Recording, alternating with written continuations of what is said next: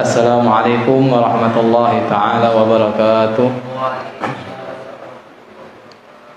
Alhamdulillah, alhamdulillahilladzi ja'alana min ummati sayyidil anbiya wa hadana ila tariqati sayyidil awliya. Asyhadu an la ilaha illallah wahdahu la syarika lah, syahadatan taj'aluna minas su'ada, wa asyhadu anna sayyidana wa habibana Muhammadan abduhu wa rasuluhu azkal azkiya. Allahumma salli ala sayyidina Muhammad al-fatih lima ughliq wal khatim lima sabaq nasiril haqqi bil haqq wal hadi ila siratikal mustaqim wa ala alihi haqqa qadrihi wa miqdarihi al-azim. Rabbi shrah li sadri wa yassir li amri wahlul 'uqdatam min lisani yafqahu qawli. Wa radiyallahu an syekhina wa qudwatina al-qutbil maktum Abil Abbas Ahmad Muhammad At-Tijani. Amma ba'd. Fa ya ayyuhal asatid al-kurama wa jami'al ahbab ashab Syekh At-Tijani radhiyallahu anhu nujaba, para asatid, para ahbab Tijani. Alhamdulillah, di sore hari ini seperti biasa setiap Ahad sore kita berkumpul bersama, berzikir bersama, bersilaturahmi, baca wazifah, kemudian dilanjutkan dengan bermudzakarah. Mudah-mudahan apa yang kita lakukan di sore hari ini diterima oleh Allah Subhanahu wa taala, diridhoi oleh Allah, Rasulnya, dan guru kita Syekh Ahmad Tijani radhiyallahu anhu. Dan mudah-mudahan perkumpulan kita di sore hari ini menjadi sebab hidup kita diberkahi oleh Allah Subhanahu wa taala, menjadi sebab kita selalu dalam inayah, riayah, bimbingan, taufik Allah Subhanahu wa taala, istiqomah dalam berbuat taat, istiqomah dalam berzikir sampai mati dalam keadaan husnul khatimah. Allahumma amin ya rabbal alamin. Para ahbab, para ikhwan, para asatid yang berbahagia, meneruskan kajian kita minggu yang lalu masih seputar syarat-syarat thariqah Tijaniyah al-qismus tsalis, masuk pada bagian yang ketiga dari syarat thariqah Tijaniyah. Bagian pertama, bagian kedua sudah kita lalui. Ini masuk pada bagian yang ketiga. Sebagaimana sudah kita ketahui sebelumnya bahwa Syekh Sayyid Muhammad Al-Hafidh membagi syarat-syarat thariqah Tijaniyah menjadi 5 bagian. Untuk bagian yang ketiga ini, wahwa syurutu sihhatil awradi, syarat-syarat sahnya wirid-wirid dalam thariqah Tijaniyah. Dalam thariqah Tijaniyah ada 3 wirid wajib, wirid lazimah, wirid pagi sore ya, wirid wazifah yang barusan kita baca bersama. Itu yang diwajib dibaca oleh setiap ikhwan Tijani setiap hari sekali, dan wirid hailala yang dibaca setiap minggu, setiap seminggu sekali, yaitu Jumat sore hailala 1000 kali.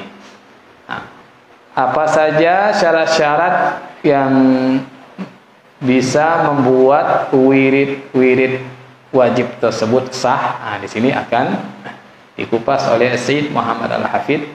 Ada 6 syarat di sini. Yang pertama, an-niyatu, niat menjadi syarat sahnya wirid. Ketika wirid dilakukan tanpa niat, maka wiridnya tidak sah. Ya, wiridnya tidak sah. An-niyat fil qalb, niat itu di hati. Lafaz itu hanya membantu saja. Ya, jadi niatnya ada di hati. Jadi ketika melafadzkan niat, hati kita juga harus berniat. Ya. Fainal awrad asbahat wajibatan bil iltizam. Kenapa kok harus niat? Ya. Karena wirid-wirid Tijani yang 3 itu menjadi wajib dengan melaziminya bil iltizam. kasairil ibadat al-mandurati, seperti semua ibadah-ibadah yang dinazarkan. Jadi ketika seorang baiat tijaniyah, maka dia secara otomatis bernazar untuk berzikir, bernazar untuk melazimi dan menekuni wirid wajib tijaniyah yang 3. Makanya karena sudah menjadi nazar, maka harus diniyati. Fala budda min niyatin tumayyizuha an mutlaqin nafli. Oleh karena itu harus diniyati, zikir-zikir tersebut harus menggunakan niat untuk membedakannya dari ibadah sunnah mutlak. Karena asli hukum zikir itu adalah sunnah. Tetapi ketika dinazarkan menjadi wajib, ya, menjadi wajib. Ini kenapa wirid itu harus diniatkan. Ini yang pertama, ya. Syarat sahnya wirid adalah niat. Nah, untuk niat wirid lazimah, itu harus ada kata-kata sobahnya, ya. Lazimah pagi, ya. Nawaitu ta'abbud tagarruban ilallah biada wirdil lazim sabahan ya tariqatit tijaniyah tariqat hamdin wa syukrin imanan wa ihtisaban lillahi ta'ala. Aku niat ibadah mendekatkan diri kepada Allah Subhanahu wa taala dengan menunaikan wirid lazim pagi, kalau dibaca pagi. Kalau sore ya tinggal lazim masaan, dirubah masaan diganti sore, dalam tariqahku tijaniyah, tariqah hamdin, tariqah memuji, tariqah bersyukur, karena iman dan mengharap ridho Allah Subhanahu wa taala. Kemudian niat lazim sore juga begitu, Kemudian wazifah, niatnya nawaitu ta'abbud tagarruban ilallah bi ada'il wirdil wazifah, bidal wazifah fi tariqati tijaniyah tariqat hamdin wa syukrin imanan wa ihtisaban lillahi ta'ala.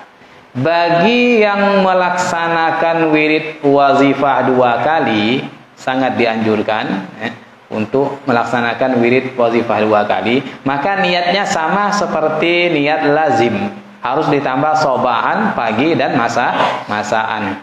Dalam sebuah makalahnya Syekhuna Ahmad Muhammad Tijani radhiyallahu anhu, dalam kitab Jawahirul Ma'ani, beliau menyebutkan, hendaklah kalian, wajib bagi kalian semua untuk membaca wirid wazifah 2 kali sehari, pagi sore, bagi yang mampu.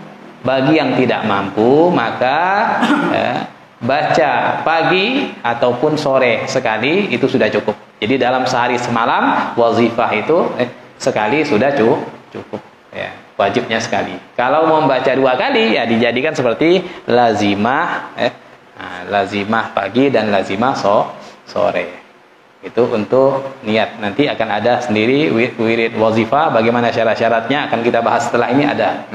Kemudian yang kedua syaratnya taharatul hadasi, suci dari hadas kecil maupun besar, bil ma'i awit tayammumi, dengan air ataupun dengan tayamum, bimujibihi alal haddis syar'i bidzalika, dengan air ataupun dengan tayamum, bimujibi, dengan hal yang menyebabkan wajibnya tayamum menurut batasan syariat dalam hal itu. Kalau tidak bisa dengan air karena dia sakit atau apa, maka pakai tayamum. Ini tetap harus bersuci. Suci dari hadas kecil maupun besar. Ini yang kedua. Yang ketiga, syarat yang ketiga dari bagian ketiga ini, taharatul khabas, suci dari kotoran ataupun najis. Minal badani wat thawbi wal makani alal haddi syar'i fi dzalika lis-salati. Dari badan, baju dan juga tempat. Badannya harus bersih dari najis, bajunya juga harus bersih, tempat yang digunakan untuk berzikir juga harus bersih menurut batasan syariat dalam hal itu untuk sholat. Sebagaimana kita ketika mau sholat harus badan, baju, tempatnya bersih. Begitu juga ketika di zikir. Zikir wajib dalam tariqah tijaniyah seperti ketika ingin sholat. Jadi badan, baju dan tempatnya harus bersih. Syarat yang keempat, satrul aurati, menutup aurat kasalah, seperti sholat. Menutup aurat seperti sholat.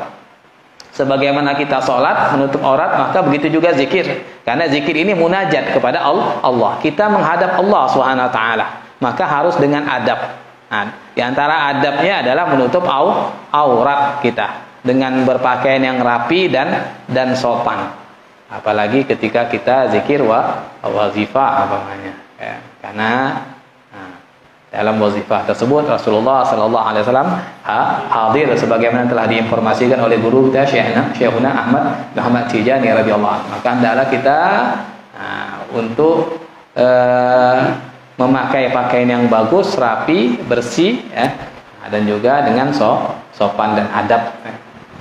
Wala yakhfa anna taharatal hadasi wal khabasi wasatral aurati umurun mandubatun fi umumiz dzikri syar'an. Tidak samar lagi, tidak samar, sudah hal yang jelas bahwa suci hadas, khabas, suci dari hadas kecil maupun besar, dan juga suci dari najis, menutup aurat, itu perkara-perkara yang disunnahkan untuk berzikir secara umum. Secara umum, ketika kita mau berzikir, jadi menurut syariat, jadi disunnahkan untuk bersuci dari hadas dan kotoran, najis, dan menutup aurat ketika ingin berzikir. Ini secara umum. Wa asbahat wajibatan bil iltizam. Tetapi tadi perkara yang 3 itu, suci dari hadas, dari kotoran, dan menutup aurat, menjadi wajib ketika seseorang menjadikan zikir itu sebagai iltizam ataupun nazar. Ketika dinazarkan itu menjadi wajib yang 3 hal. Jadi hukum asalnya sunnah, tetapi menjadi wajib ketika dinazarkan. Wa tushtaratu fil aurat al ikhtiyariyati kal lazimati. Dan disyaratkan juga bagi para ikhwan dalam membaca wirid-wirid ikhtiyariyah seperti lazimah juga. Jadi bahkan wirid ikhtiyariyah pun, tadi kan wirid lazimah itu, lazimah pagi sore, wazifah, hailala, itu kan wirid wajib. Wirid ikhtiyariyah pun ketika mau dibaca maka disyaratkan untuk menutup aurat, suci dari hadas dan suci dari najis atau habas. Itu kata Sayyid Muhammad Al-Hafidh. Yang kelima, syarat yang kelima, adamul kalam minabtida'il wirdi ilantihaihi. Ketika wirid, ketika zikir, maka syaratnya tidak boleh berbicara. Mulai awal wirid sampai akhirnya wirid yang kita baca tidak boleh berbicara. Seperti sholat. Seperti ketika kita sholat kan tidak boleh bicara. Mulai dari takbir, Allahu Akbar, sampai salam tidak boleh berbicara. Illa li daruratin fayushir. Kecuali karena darurat, maka boleh dia memberi isyarat. Kalau darurat maka boleh memberi isyarat. Fa in lam tubhamil isyaratu takallama kalimatan au kalimatin. Jika isyarat tidak dipahami umpamanya. Jika isyarat tidak dipahami, maka boleh dia berbicara satu kalimat ataupun 2 kalimat yang bisa memberikan pemahaman. Itu ketika ada darurat, ya. Ketika darurat boleh dia berbicara. Boleh dia memberikan isyarat. Ketika isyarat tidak dipahami, boleh dia berbicara 1 kalimat ataupun dua kalimat sekiranya cukup untuk dipahami. Ini syarat yang kelima, ya. Wa minal ulama man lam yujib 'ala dzakir raddas salami, li'annahu masyghulun billahi ta'ala. Di antara ulama ada yang tidak mewajibkan bagi orang yang sedang berzikir itu menjawab salam. Menjawab salam kan wajib. Nah, wajib ketika ada orang memberi salam kepada kita, wajib kita menjawab salam. Tetapi sebagian ulama ada yang tidak mewajibkan bagi orang yang zikir untuk menjawab salam. Kenapa? Li'annahu masyghulun billahi ta'ala. Karena dia sedang sibuk dengan Allah. Sedang sibuk dengan munajat kepada Allah Subhanahu wa taala, Nah, sehingga diberikan rukhsah dia untuk tidak menjawab salam. Fala yasi ayyus sarifa an hadrati azza wajalla. Maka ketika dia sibuk dengan Allah Subhanahu wa taala, berzikir munajat kepada Allah, tidak boleh dia memalingkan dirinya dari hadrahnya Allah Subhanahu wa taala. Ketika dia menjawab salam berarti dia berpaling dari Allah Subhanahu wa taala. Itu tidak boleh. Jadi menjawab panggilan manusia, mengabaikan Allah yang dia sedang bermunajat kepadanya. Nah ini alasan para ulama ketika dia lagi berzikir. Kama lam yujibuhu 'alal akil wal mutawaddi. Wa ghairi dzalika. Sebagaimana para ulama tidak mewajibkan menjawab salam atas orang yang sedang makan. Orang lagi makan, ada temennya ngasih salam. Nah, umpamanya ada orang datang ke rumah, dia lagi makan. Assalamualaikum. Nah, itu tidak wajib dia menjawab salam sampai selesai makan dulu. Tidak dosa dia. Nah, ketika lagi makan kok ada yang memberi salam, tidak wajib. Wal mutawaddi, dan orang yang juga sedang berwudu. Sedang berwudu kok ada yang beri salam, nah, tidak wajib dia menjawab salam ketika dia sedang berwudu. Wa ghairi dzalik, dan lain-lain. Qala al-allama Sayyidi Iyad radhiyallahu anhu. Al-allama Sayyidi Iyad radhiyallahu anhu menyebutkan wa hadhihi ihdan nadhair allati la yusallam fiha 'alal insan. Ini salah satu perkara yang tidak boleh seorang manusia tidak boleh diberi salam. Tidak boleh memberi salam kepada manusia di saat-saat seperti itu. Wa in sallama fala yurad. Jika dia memberi salam maka tidak dijawab. Fala yurad, tidak boleh dijawab. Qala ba'dhum, ini beliau di sini Sayyid Muhammad Al-Hafidh menulis beberapa 6 bait syair tentang orang-orang yang tidak wajib menjawab salam. Raddus salami wajibun illa ala man fi salatin aw bi aklin syaghala. Menjawab salam itu wajib kecuali atas pertama man fi salat, orang yang sedang salat, aw bi aklin syaghala, ataupun orang yang sedang makan. Nah, orang yang sibuk dengan salat dan makan itu tidak wajib memberi salam, menjawab salam ketika ada orang yang memberi salam. Au syurbin, atau orang yang sibuk lagi minum umpamanya, ada ngasih salam, tidak wajib dia menjawab salam. Au qiraatin, ataupun sedang baca Quran. Ada ataupun baca Quran qiraah, ada orang beri salam, tidak wajib dia menjawab salam. Au adiyatin, ataupun sedang berdoa, baca doa, sedang berdoa. Au dzikrin, ataupun sedang berzikir.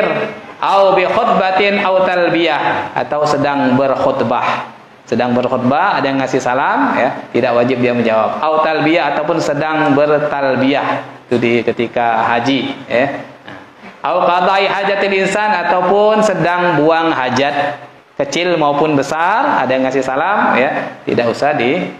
tidak wajib menjawab. Au fi iqamatin au fil adan, ataupun ketika lagi qomat atau ketika sedang azan, ada yang ngasih salam, tidak wajib menjawab.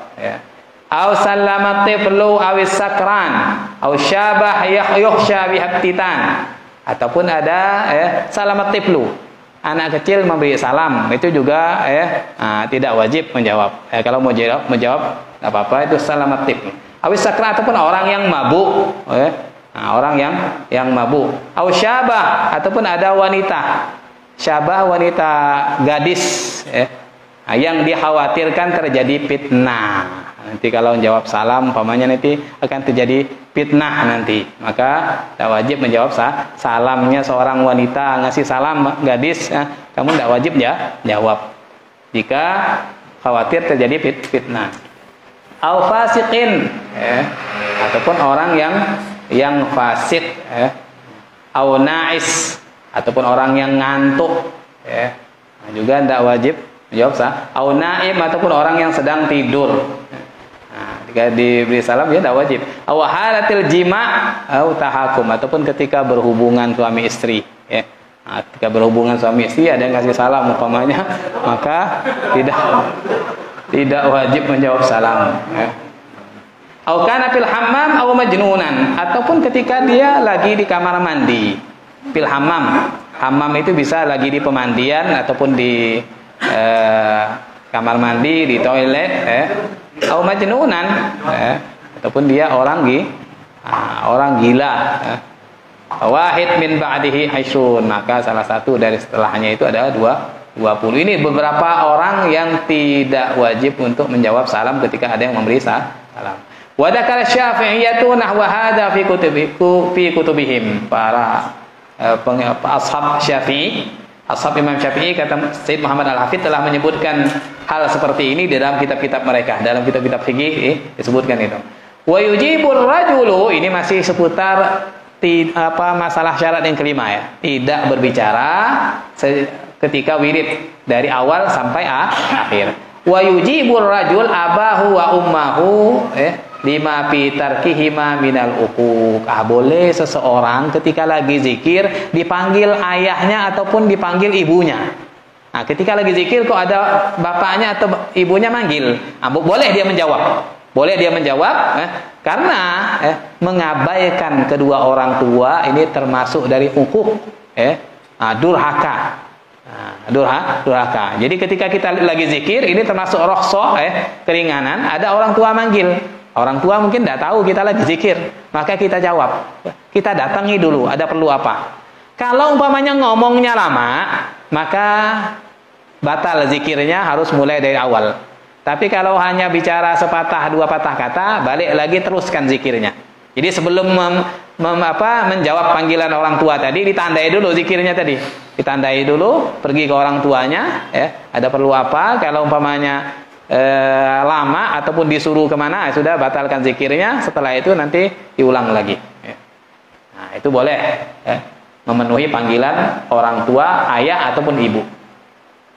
Karena dalam thariqah wajib bagi seorang murid untuk berbakti kepada kedua orang tuanya. Bahkan Syekhuna Ahmad Muhammad Tijani radhiyallahu sebelumnya sudah menyebutkan, maka tidak akan mudah bagi seorang salik Tijaniyah untuk suluk dalam thariqah sementara dia durhaka pada salah satu dari kedua orang tuanya. Tidak akan mudah dalam arti tidak akan bisa dia untuk suluk, tidak akan bisa dia mendapatkan ridho dan sampai ke hadrat Allah Subhanahu wa taala. Wa tujibul mar'atu abaha wa ummaha wa zawjaha fa inna lahu haqqan 'alaiha. Adapun seorang wanita juga boleh seorang wanita menjawab ayahnya, ibunya dan juga suaminya. Ketika ada suaminya atau ibunya ataupun ayahnya memanggil, dia wanita akhwat lagi zikir, maka hendaklah dia penuhi panggilan suaminya terlebih dahulu.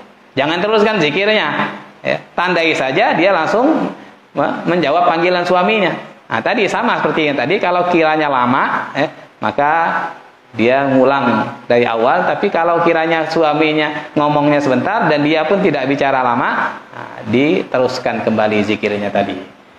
Fa innalahu haqqan 'alaihi, karena si suami memiliki hak atas istri. Maka ketika dia membutuhkan, istri harus menjawab dengan segera ketika suami memanggil. Makanya bagi akhwat yang sedang melakukan zikir, maka hendaklah dia ketika ada suaminya memanggil, penuhi panggilan suaminya, baru setelah itu teruskan zikirnya.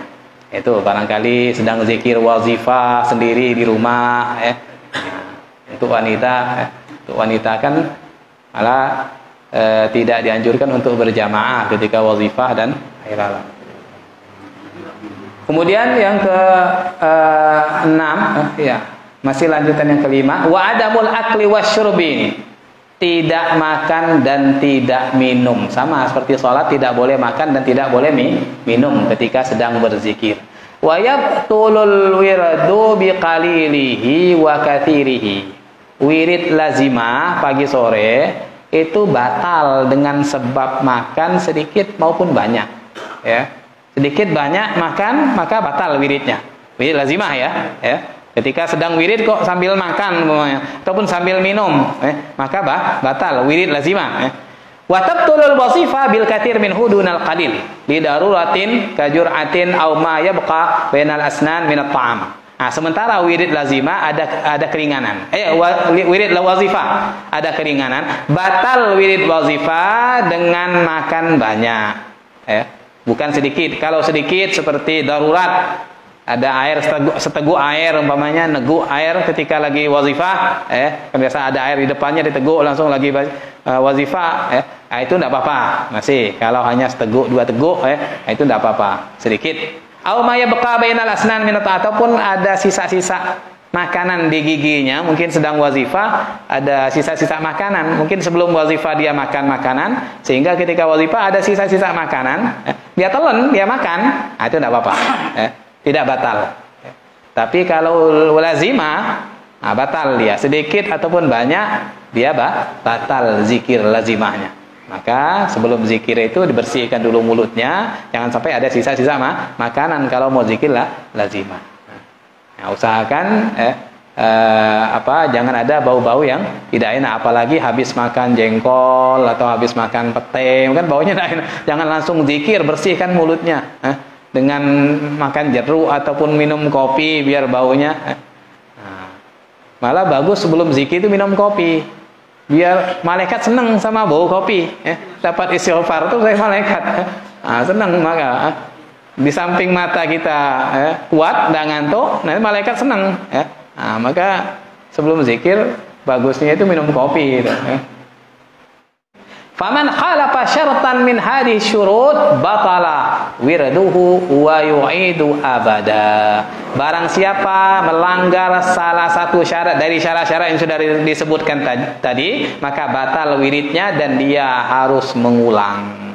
Kalau melanggar syarat tadi, niat, pertama niat, kedua suci dari hadas, kecil maupun besar, jadi hendaklah dia berwudu ataupun dengan tayamum. Yang ketiga, suci dari najis, kotoran badan, baju dan tempat. Yang keempat, menutup aurat. Kemudian yang kelima, tidak berbicara sejak awal wirid sampai akhir dan tidak makan, tidak minum. 5 syarat ini. Ada syarat tambahan di sini. Yang keenam, at-taharatul ma'iyah lil jauhar. Suci air untuk salawat jauharatul kamal. Ini ada syarat khusus ini. Masalah salawat jauharatul kamal. Tidak boleh pakai tayamum. Kalau zikir-zikir lain masih boleh pakai tayamum. Tapi kalau salat jauharatul kamal harus suci dari hadas kecil dan besar dengan air. Tidak boleh dengan tayamum. Nah, ini untuk salat jauharatul kamal. Wal makanut tahir, dan tempat yang suci alladzi yasa' sittata asykhasin. Tempat yang suci yang cukup untuk 6 orang ketika berzikir. Walau qara'aha marratan wahidah, walaupun dia membaca salawat itu sekali kata beliau ini, tetap harus disyaratkan suci dengan air. Wa alla taqra' ala dhahri dabbatin aw safinatin, dan hendaklah salawat jauharatul kamal itu tidak dibaca di atas kendaraan darat ataupun kendaraan air, perahu, mobil, motor, pokoknya kendaraan semua. Kalau dulu kan dabbah itu kendaraan yang hewan dulu. Kalau kita sekarang kan ya motor, mobil, sepeda, perahu kecil, besar, pesawat juga tidak boleh dibaca di atas kendaraan. Ini untuk salawat jauharatul kamal. Faman kana mustajmiran au mutayammiman, barang siapa yang beristinja dengan istijmar. Istijmar itu orang yang beristinja dengan batu, tidak dengan air. Ataupun mutayammiman, ataupun orang yang bertayamum karena dia tidak boleh pakai air karena sakit ataupun tidak ada air akhirnya bertayamum. Au kana fi badanihi aw saubihi najasatun, ataupun di badannya atau bajunya ada najis, walaupun najis seperti darah. Kan kalau dalam fikih darah sedikit kan boleh, tetapi untuk jauhara tidak boleh. Nah, jadi kalau ada darah nyamuk sedikit aja di baju kita, jangan lepas bajunya, ganti baju yang lain, tidak boleh. Ataupun mungkin ada jerawat, mungkin kemudian ada darahnya, pecah, ada darahnya sedikit, nah, itu tidak boleh, harus diganti dengan sholat fatih. Tidak boleh pakai jauharatul kamal. Itu.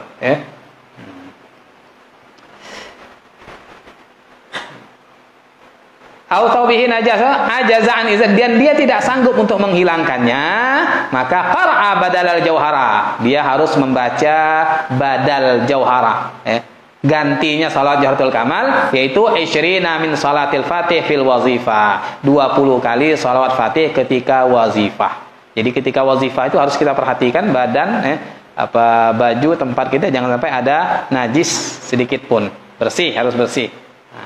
Wa kadzalika yaf'al man lam tatawaffar lahu jami'a syurutiha.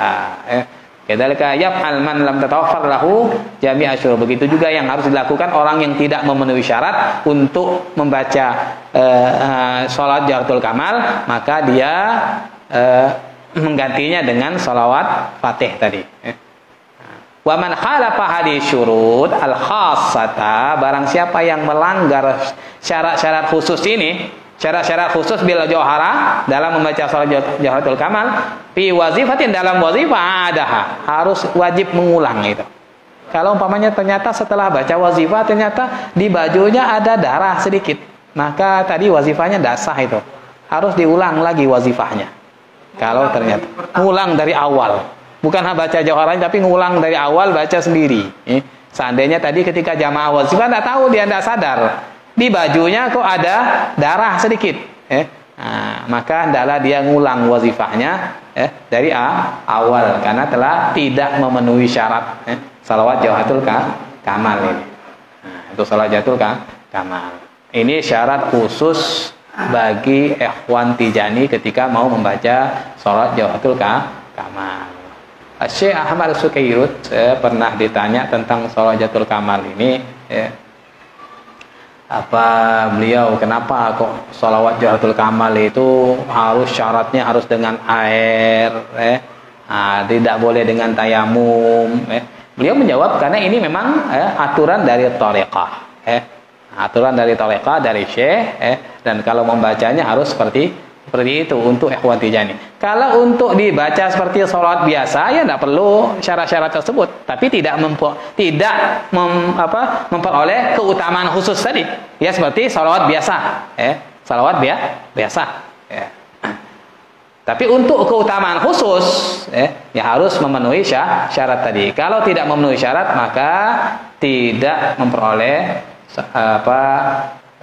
keutamaan khusus. Dalam beberapa referensi kitab Tijaniyah juga disebutkan bahwasanya tadi kan kalau beliau menyebutkan tempatnya suci dan harus cukup untuk 6 orang.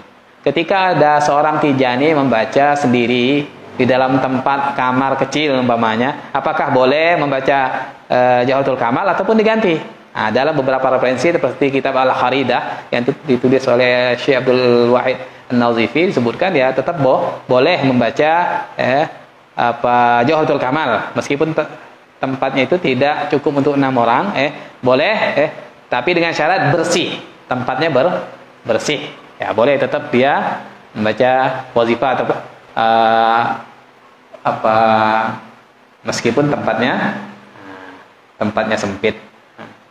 Begitu juga seorang wanita, seorang wanita kan dia seringnya kan berzikir di rumah, mungkin tempatnya kecil, kamarnya, tetap boleh dia membaca sholawat jawharatul kamal, tetapi dengan syarat-syarat tadi, harus dengan air dan tidak boleh ada najis sedikit pun.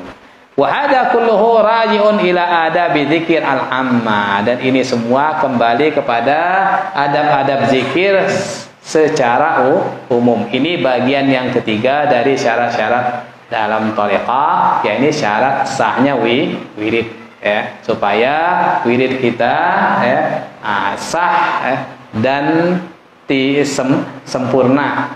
Hendaklah kita memperhatikan kelima syarat tadi ditambah dengan syarat membaca salawat jawharatul kamal untuk supaya wirid kita sempurna. Wallahu a'lam bis-shawab. A'udzu billahi minasyaitonir rajim.